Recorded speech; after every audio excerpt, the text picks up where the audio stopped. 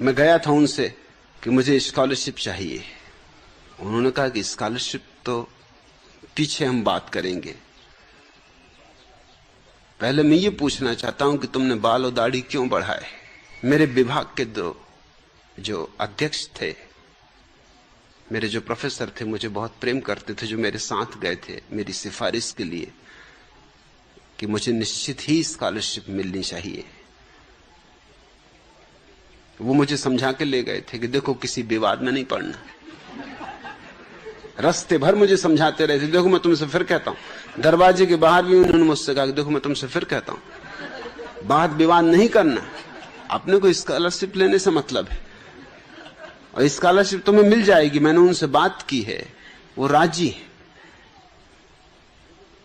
कोई अड़चन नहीं है। लेकिन तुमने अगर कोई बात विवाद खड़ा कर लिया तो मुश्किल खड़ी हो जाएगी। तुम जैसे मुझसे बात विवाद करते हो उनसे मत करना। मैं सुनता रहा, मैंने कहा कि जब उनसे नहीं करना तो तुमसे भी नहीं कर रहा हूं।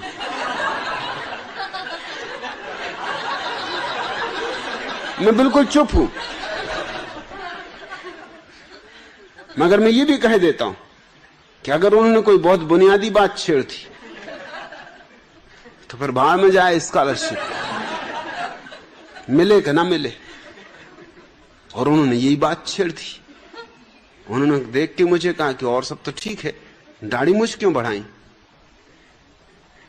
मेरे प्रोफेसर जो मेरे पास ही बैठे थे, पैर से मेरे पैर में पैर मारने लगे कि चुप। मैंने उनसे कहा कि देखिए, इसके पहले कि मैं आपसे बात करूं, मेरे प्रोफेसर को कहिए कि मेरी टांग में टांग न मार। मेरे प्रोफेसर तो बहुत घबरा गए, उनको तो पसीने छूट गया। मैंने कहा कि तुम्हें क्यों पसीने छूट रहा है, स्कॉलरशिप मेरी जा रही, जाने दो।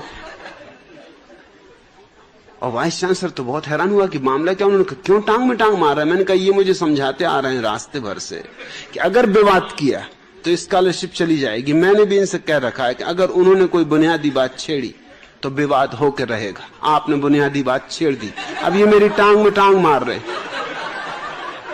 अब मैं स्कॉलरशिप की फिक्र करूं कि अपनी आत्मरक्षा करूं, आप बोलिए। उन्होंने कहा तुम फिक्र छोड़ो, विवाद कर सकते हो, स्कॉलरशिप कहीं नहीं जाएगी। मैंने कहा स्कॉलरशिप का मामला पहले निपटा दीजिए, ताकि ये नहीं तो ये मेरी टांग में टांग मारेंगे।